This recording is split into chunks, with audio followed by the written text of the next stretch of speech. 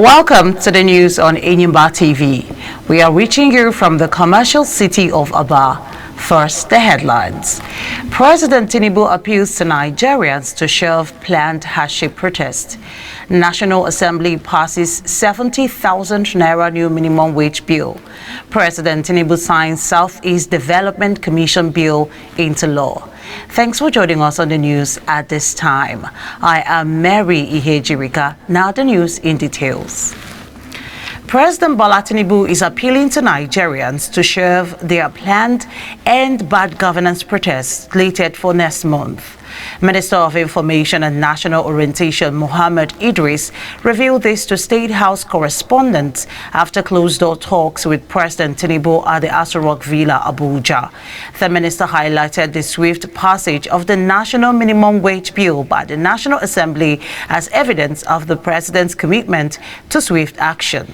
Idris also railed out more of the interventions being pushed to the public aimed at supporting vulnerable Nigerians, students, and young graduates. Inspector General of Police Mr. Olukayode Egbetakun says the Nigerian police would respond to the August 1 planned protest by some Nigerians in the most professional manner.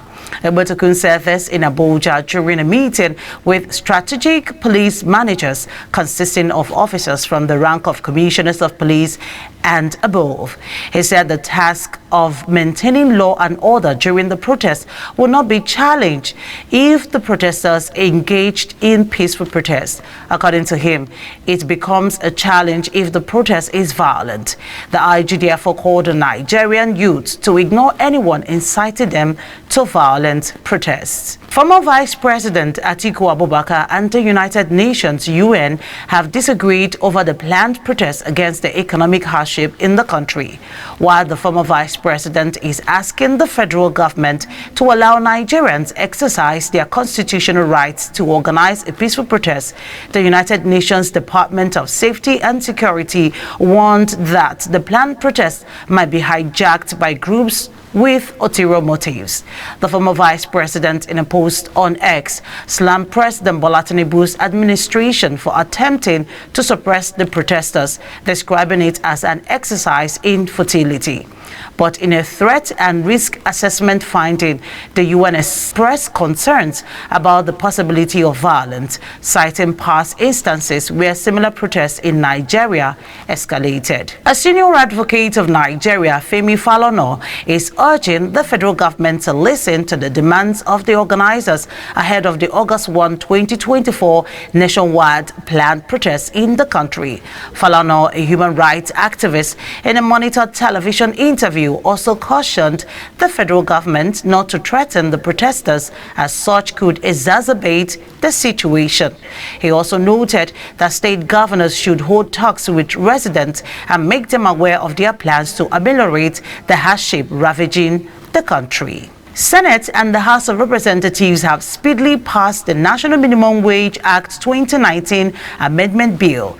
The bill, which scaled second and third readings at both legislative chambers in the National Assembly just minutes after it was transmitted by President Bola Tinubu, was instantly passed separately by the Red and Green chambers. In a unanimous vote after a close consideration in the Committee of the Whole, the National Minimum Wage Bill scaled a third reading and was passed at the Senate. The House also passed the bill immediately, just like the Senate. President Tinubu is expected to sign the bill into law. A federal lawmaker who represents Imo East Senatorial District, Ezenwa Onyewuchi, has dumped the Labour Party LP for the All Progressives Congress APC. Majority Leader of the Senate, Michael Ubeyemi Bamidele, announced Onyewuchi's defection during plenary, while the Senate President, Godswill Akpabio, said it is due to division and crisis in Labour Party. Imo State Governor Hope Uzodinma, who witnessed the cross-carpeting, described it as a win for democracy. Similarly, a member of the House of Representatives, Salman Idris, decamped from the African Democratic Congress ADC to the APC. The lawmaker, who represents Kaba, Buni, Ijumu Federal Constituency in the Green Chamber officially announced his political decision in a letter read on the floor of the House by Speaker Abbas Tajuddin. Nigerian Senate has passed the Police Act Amendment Bill 2024, seeking to amend the Police Act of 2020. The bill was sent to the upper chamber by President Bola Tinubu. The Police Act Amendment Bill proposes changes to the tenure of the Inspector General of Police, IGP. The bill seeks to increase the retirement age of police officers from 60 to 65 years and their tenure of service from 35 to 40 years. The new Police Act Amendment Bill will enable an appointed Inspector General of Police to remain in office for 4 years.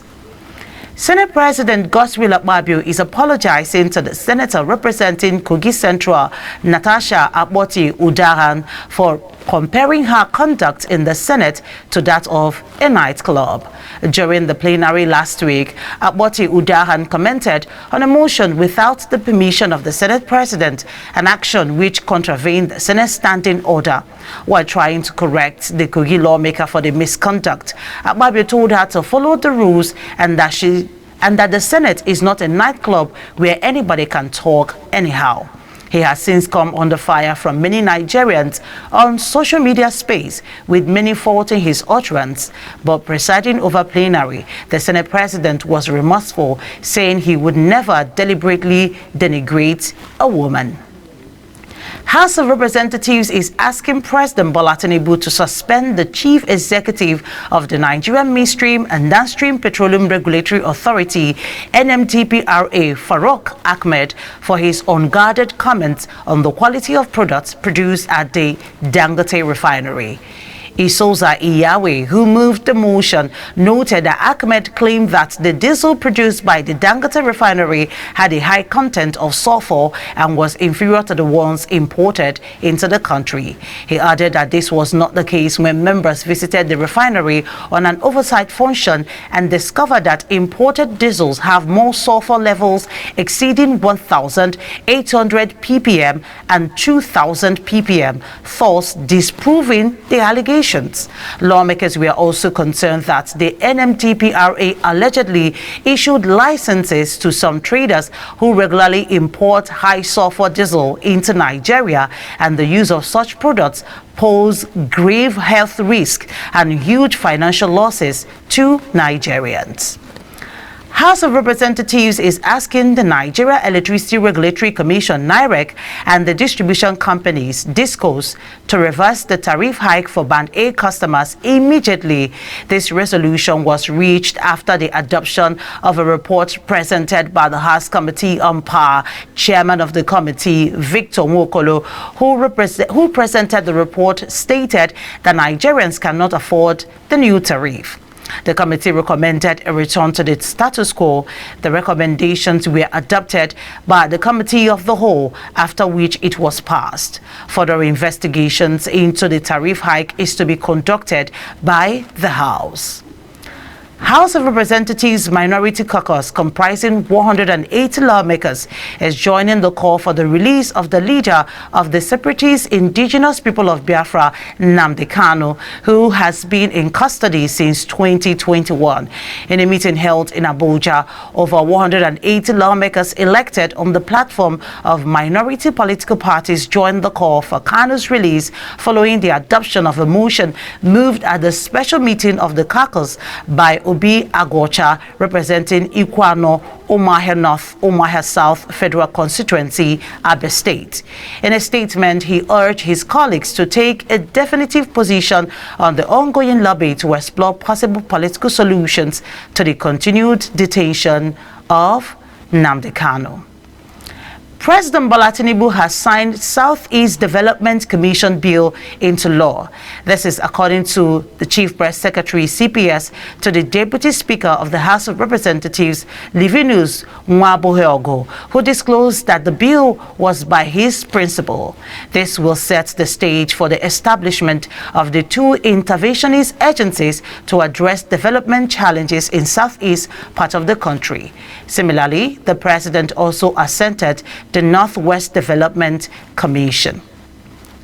chairman of the Labour Party in Imo State, Callistus Ihejagwa, says his party would not participate in the forthcoming September 21 local government election in the state. Ihejagwa stated this during the party stakeholders meeting in Owerri, the Imo State capital. He also said that the Imo State Independent Electoral Commission is an agency of the government and cannot be trusted to conduct an election that could be adjudged free and fair. He said the LP is focusing on the outcome of the Supreme Court on the actual winner of the November 11, 2023 governorship election. Chairman of the Abba State branch of Nigeria Bar Association, Charles Onuchukwu, is frowning at the incessant complaints of human rights abuses and molestation of residents of Abba State in Aba and beyond by operatives of the Nigeria police and the military.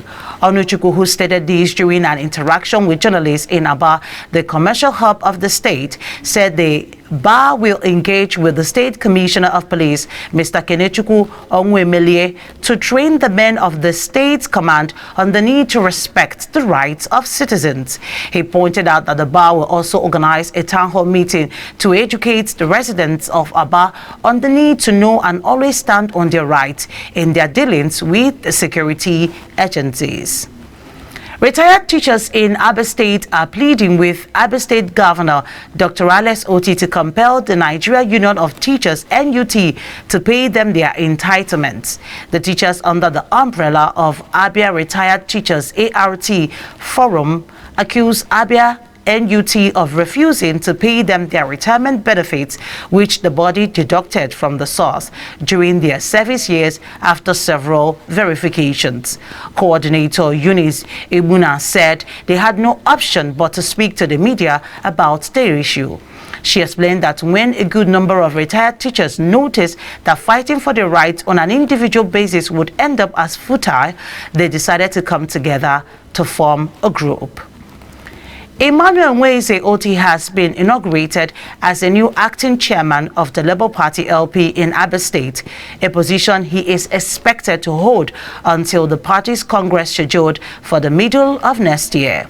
Speaking at the inauguration held at the Labour Party Secretariat, Umuahia, Governor Alex Oti explained that the leadership transition followed the elevation of the former state chairman to the position of National Vice Chairman Southeast. Governor Oti, while acknowledging the constitutional process of the party which led to Emmanuel Nweze Oti's selection, congratulated him on this emergence as the new acting state chairman. In his acceptance speech, the newly inaugurated acting chairman Emmanuel Oti pledged to carry everyone along and solicited the support of party members, especially as the local government elections draw near in the state. You are watching Enyimba TV News. After the short break, the news continues with foreign, business and sports update. Please stay tuned. We'll be right back.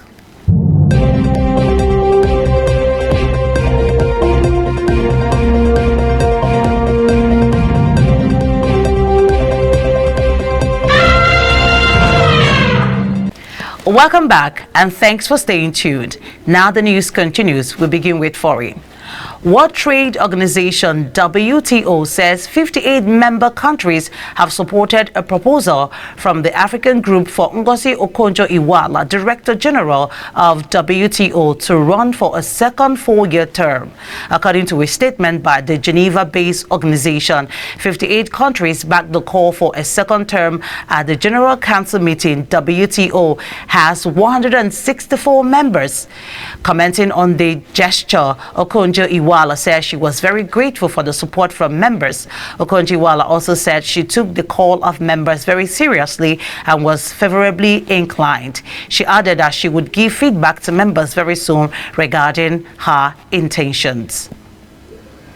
Dozens of people have been detained in the Ugandan capital Kampala after joining scattered anti-corruption protests in defiance of an official ban.